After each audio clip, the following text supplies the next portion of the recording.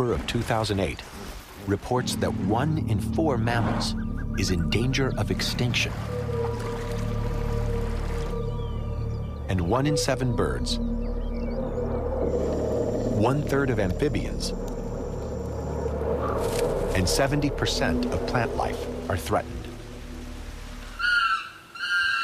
These are shocking and distressing statistics. But there has been good news as well.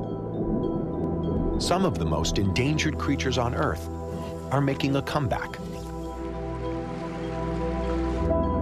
And others are making our acquaintance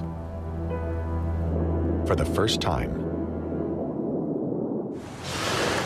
Not all that long ago, the spellbinding acrobatics of this magnificent creature nearly disappeared from the face of the Earth.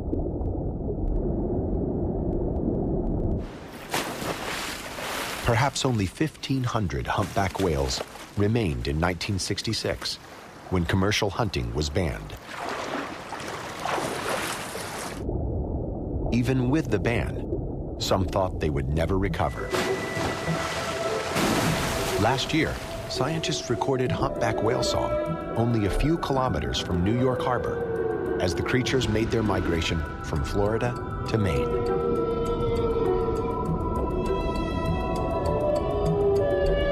And a new regulation limiting the speed of ships within 32 kilometers offshore during migratory season should help prevent collisions with the mighty beasts.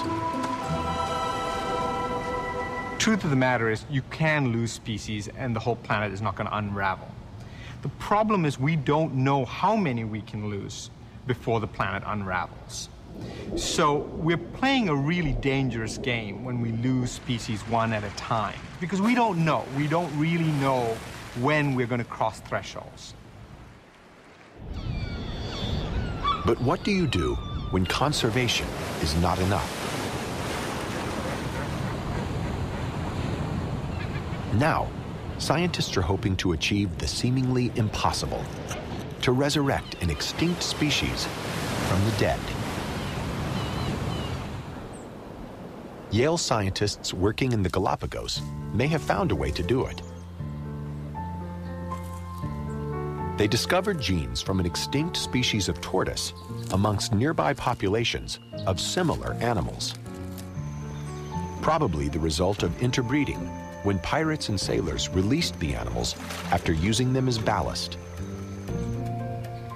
The researchers believe that with careful breeding, it might be possible to isolate and recombine the genes of the extinct species once again, essentially bringing the tortoise back from the dead. When Darwin went and saw these tortoises in the Galapagos and he proposed the theory of natural selection, we didn't know about genetics back then. And now it turns out that it's genetics that is going to save one of the things that he saw. It's just awesome payback in some ways, in a most positive way. It was a hunger for suit and mindless killing that brought the great beasts of the Galapagos to the brink of extinction. Those same hungers have crashed the populations of many of the world's species of shark. Last year, weirdly enough, they seemed to be striking back. Despite their drastically reduced numbers around the world, sharks took a bite out of the headlines in 2008 with a rash of attacks along Mexican shores. Remarkable proof of an interspecies vendetta? Not likely. Instead, researchers believe that increased attacks were the result of La Niña, El Niño's chilly sibling, which brought cooler waters closer to the shore.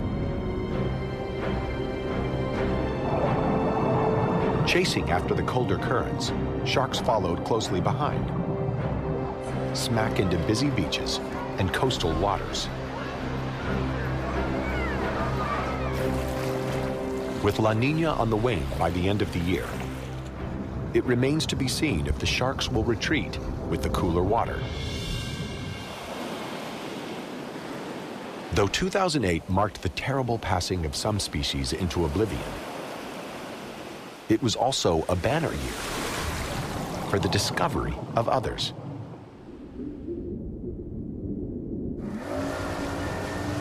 Usually, new species come from secluded places where the human footprint has yet to be felt. But sometimes, they're right under our noses. And that was exactly the case last August, when scientists, conducting the census of marine life in Australia's Great Barrier Reef, cited hundreds of new species. They range from corals to crustaceans to fan worms. Divers even found a stingerless jellyfish, sea-dwelling earthworms, and a tongue-eating fish parasite.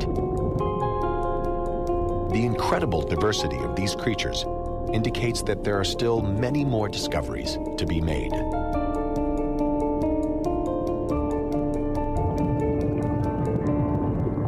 In fact, it was a banner year for the discovery of new species, in the water and on land.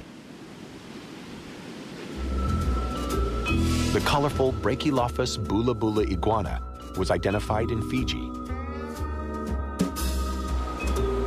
While deep in the Amazon rainforest, German biologists stumbled across a freakish new species of ant.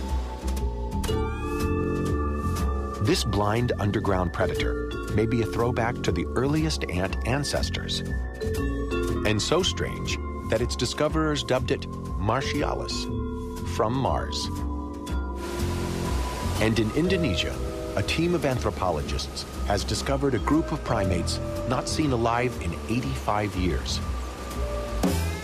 It's the pygmy tarsier, a 2-ounce living Furby. One wildlife discovery last year grabbed headlines the world over. Not the cataloging of a new species, but new hope for an old friend, the gorilla. Gorillas are divided into 2 species. The eastern gorilla, which includes the famed mountain gorilla, and the western gorilla, such as the western lowland gorilla.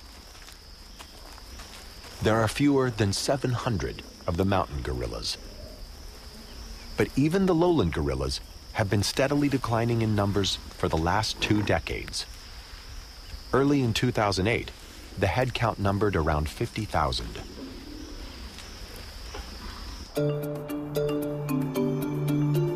But a fortuitous discovery deep in an isolated swamp of the Congo changed everything.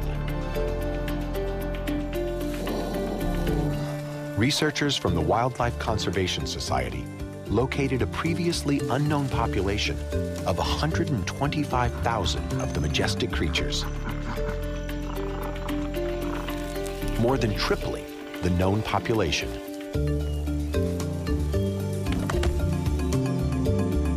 Isolated from the influence of humans living nearby, the hidden gorillas have thrived undetected for decades. You so rarely hear that kind of hopeful, positive message that scientists have just opened the door and peeked in there and seen the surprise. You know, occasionally nature gives us a do-over. And I think in this case, we just got one. I just hope we don't, we treat it well. So long as we can put some measures in place that can safeguard these gorillas going into the future, I think we could have the greatest primate conservation area on the planet. The Congolese government promises to set aside a new parcel of land as a protected sanctuary, bolstering hopes that the peaceful animals will be with us for many years to come.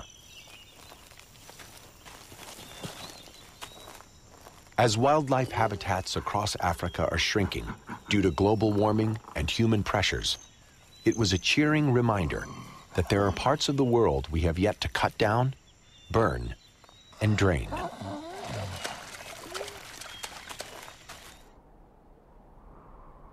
But humans themselves are not immune to habitat loss and climate change, as stark images from the deserts of